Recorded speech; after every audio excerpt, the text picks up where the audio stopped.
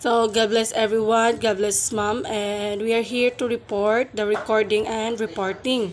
Every agency must have some form of evidence to show its activities, actions, transactions, and the like. All workers should be able to account for the task function, responsibilities, and other which have been assigned to them or which they are being paid by the agency. So, the first is record. Record is being defined an account in writing or other permanent form serving as a memorial or authentic evidence of a fact or event. So, mga nga example like mga like kita mga social worker nga natay mga client nga na mga i-record na to nga to natay mga isolbad nga mga problema to para makita na po nato nga importante ang record kay to ma-review na lang nato nga mauni ang atong mga kuan sa ilang mga problema. So, makuha na nato mas mayo na siya record din. The second is recording. Every worker has responsibility for record, keeping of which are various forms. The variation is related to the agency purposes and the particular problem of the client, according to Margaret Scobert. So, kaning recording, for example, ang police na siya kanang na siya gidakop nga tawo din na siya mga example yung client ako siya drug abuse. So, kinalagya po nato siya nga recording to para makita, para mahatag niya nga na siya ika-record sa dito silang katasan kay para mahatag nila. And then social working is all aware of the narrative record and the process according along aside these types which have continued to have a strong influence on the further new approaches to record keeping according to Kaggle. They are as follows. First, tape recording. Ang first tape recording is sa unang panahon is kanang tape recording is lisod sa unang panahon kaysa karon kay ang sa karon dali ra kayo siya i-record. And then, like karon sa traditional mong good, karon dali ra for technology, and dali ra siya ma-delete, dali ra siya tanan. So, easy na lang jud siya karon, no? And the problem orientation recording time recording is the schedule described is the document repeated measure of the specific behavior of teachers in the interaction that are focus of social intervention. And let's proceed to other my team. So, God bless everyone. I am Ilyame Villarmia. So, I'm going to discuss the time series recording. According to Kegli, daw kuno, perminti gina-update or ginasubaybayan ang isa ka client towards sa iyang goal.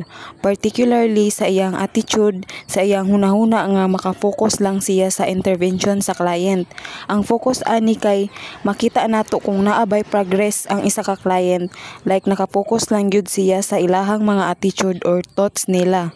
For example, ikaw nga social worker nga nitabang sa isa ka client nga gusto mohunong sa sigig panigarilyo, perminti gyud na siya nimo gina-update ang ilang progress. Pwede pud kada semana pangutan-on nimo siya kung pila ka sigarilyo ang iyang nahurot. So kini makahatag og idea kung unsa siya ka grabe manigarilyo or pangutan-on nimo siya kung dali ra ba siya nga maundangon ang panigarilyo, kung dali ra ka ba siya matukso, makatabang ni siya nga masabtan ang ilahang emosyon.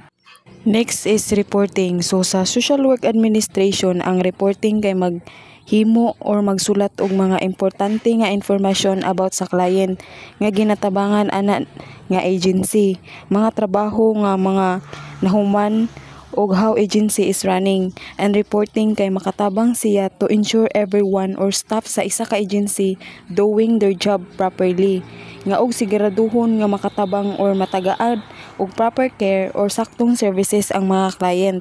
Next is classification of report. The most common types of report according to Lesicar are the following.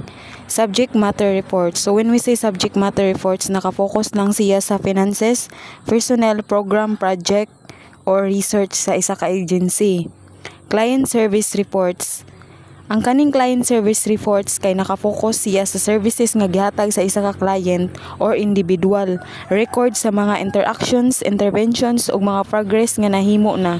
For example, ang isa ka social worker naghimo siya report or nagsulat about sa pamilya or client nga homeless or kanang wala na kapuy-an. Ang sulod, ang isulat-an nga report naa dira ang mga needs sa clients, mga services nga ihatag sa clients like housing assistant, job training og improvement or development towards sa ilang goal.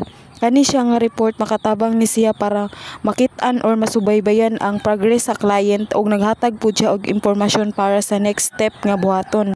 Or research reports, ang kani siya nga report nakafocus lang siya sa overall na nahitabo sa isa ka program. Sa agency, mga project or initiative nga research sa mga programs. I-test or research or ginatan-aw kung ang program ba jud kay effective. Mga result and effects sa mga activities nga ginahimo ani nga program. For example, magsulat ang social worker og report about sa effectiveness sa isa ka program nga effectiveness of a substance abuse prevention program. Ang sulod sa report kay mga data sa participation sa mga client. Mga resulta like reduce substance abuse, improve mental health og strength and weakness sa program. Makatabang ni nga report kay para ang administration kay maghimo og saktong desisyon sa mga pundo, mga tawo og sa future development. Letter C, personal reports. Kani siya nga report kay nakafocus sa performance sa individual or sa tanan staff or empleyado sa isa ka administration. Like ang mga social worker pod buhatan og report sa mga supervisor. Performance evaluation, training records or staffing projections. For example, ang social worker supervisor maghimo og report sa performance during sa trabaho, observation sa social worker skills, knowledge ug ability nga ma-meet ang needs sa client. Kani siya nga report makatabang siya sa supervisor nga mag-determine if ang social worker ba kay na meet niya ang required standards and make recommendation. Letter D, financial report. Kani siya nga report nakafocus lang siya sa financial status sa program or kanang giunsa or kanang unsay mo nahitabo sa kwarta nga gigasto sa isa ka program, ginagamit or ginatrack ang kita na gastos or budget sa financial.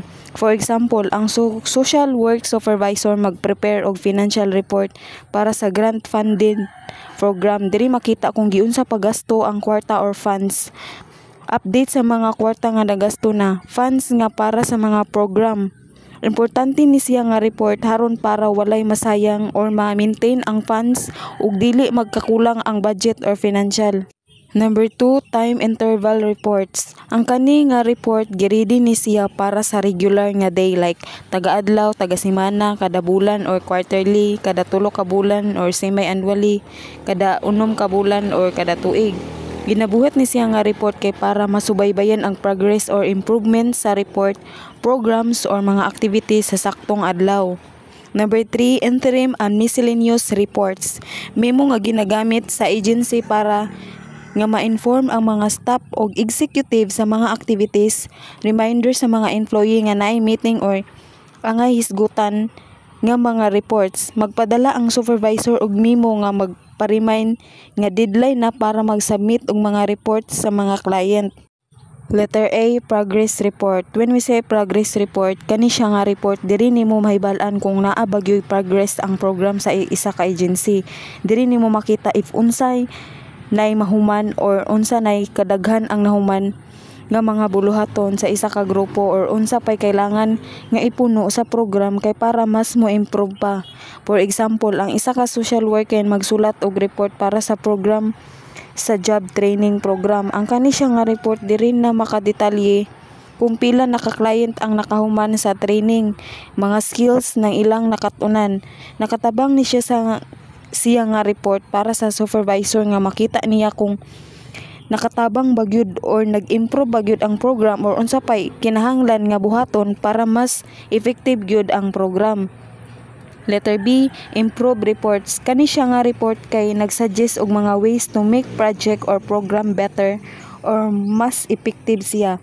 For example, ang supervisor sa mental health program writes an improvement report. Kani siya nga report kay magsulat ang isa ka supervisor og mga improvement ways og more support group or skills sa mga employee para mas mo-improve ang season therapy nga makatabang ni siya para mag-improve ang pagtabang ug paghatag og mga services sa mga nanginahanglan. Recommendation reports kani siya nga report kay maghimo og mga suggestions para sa mga sunod nga buhaton or decision. For example, reports recommendation para sa mga program nga mosuporta sa mga youth. Ang program kay mag-suggest nga makipag-collaborate sa mga local nga school para maghimo og mga group. Makatabang ni siya para maghimo desisyon sa mga bulhaton sa programa. Preparing an agency report according to Gallagher, there are basically 10 steps involved in preparing a report. They are: number 1, stating the problem. Clearly explain what the issue. So kaning stating the problem, i-state lang diri or i-explain ang problema in general lang. For example, na-realize sa isa ka social worker nga daghan nga teenager sa isa ka community nga daghan og kaso nga depression. So state nimo dira kay many teenagers are struggling with feelings or loneliness and depression. Ingon ani lang siya, general lang. Number 2, preparing the scope of the problem. Imong i-define ang pinaka-main or dako nga problema ug kinsa nga mga tawo ang maapektuhan ana nga issue. For example, nakaapekto sa mga teenager nga gaedad og 13 hangtod 18 ang edad sa mga lokal nga school ug sa mga sentro sa community. Apil na diri ang limitasyon sa interaction sa society ug walay suporta. Number 3, planning the methods of obtaining relevant information. Maghimo or mangita og mga impormasyon nga kailangan kay para mas masabtan ang problema. For example, nagplano ang social worker nga magamit og mga survey questionnaire ug mag-focus sa mga isa ka specific area nga magkuha or mag-interview sa mga data. Survey para sa mga youth about sa ilahang thoughts about sa depression ug magbuhat og group uban ang mga ginikanan ug ang mga teacher para ma-discuss na nga issue. Number 4, collecting the information.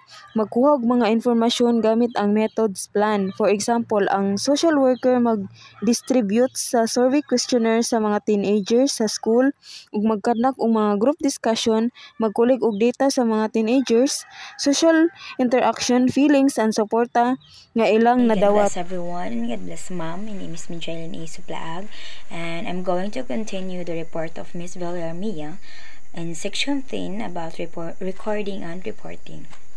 Okay, the fifth is the analyzing the information, which is in reporting or in recording, we need to analyze the information that it is correct or inexact in that report. Next is forming and conclusions, which is this is the final phase of agency report writing, which may presented at the beginning. 7 is the organizing the report. Of course, we need to organize the report para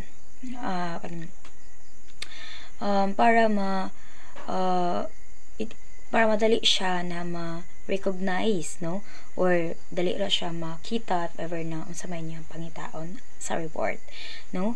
It is and it is also that the organizing of the report is keep in mind who are the readers, no, and it will be arranged as the follow by the summary of the report, which is the purpose and scope of the report, or the conclusions and the recommendation of the report. And next is the introduction. This is part of the organizing report.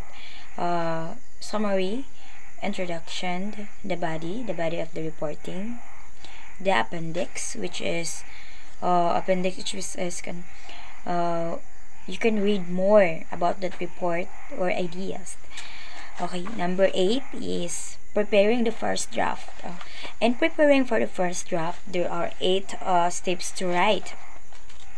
First is the outline core topic. Identify your audience, no. Plan with pre-writing. Make a mist and clean it up. And next is the avoid adding many details, no. And next is the start writing without engaging inner critic. And the last is don't stop to do more research para para ang kanang report is, which is kanang alignment jud siya, no, ana nga report nga dili siya magatigawala, or kanang you do more research about that report para mas daghan ka or mas ma-express nimo ang ideas nimo about ana nga report or ana nga recording. Okay, next is the characteristic of an effective written report. Whether the report is meant for one supervisor or someone outside of one's agency, effective written report must have certain characteristics. So, it means para daw mas effective ang written report, of course daw kuno kailangan nimo siyang pag once mamint na ang supervisor or meet the supervisor someone na para mas effective, no, ang inyohang ang written report is kailangan first clear or klaro ang inyong recording or reporting. Next is pertinent, which is having to do with matter being do or about that discussion, no. Next is brief but complete, which is even if it's short or not too long, but the information here is complete and exact. Fourth is a current, which is that reporting or that recording is belonging to the present time, or it is happening now or done now. Next is accurate, of course, kailangan tugma or exact ang inyuhang point ana nga recording or reporting. Next is informative, of course, you need to provide useful and interesting information about reporting or that recording. Comparative is when you comparison or relative or kanang mag-connect ra siya ana nga topic na inyong i-report or inyong reporting or i-record.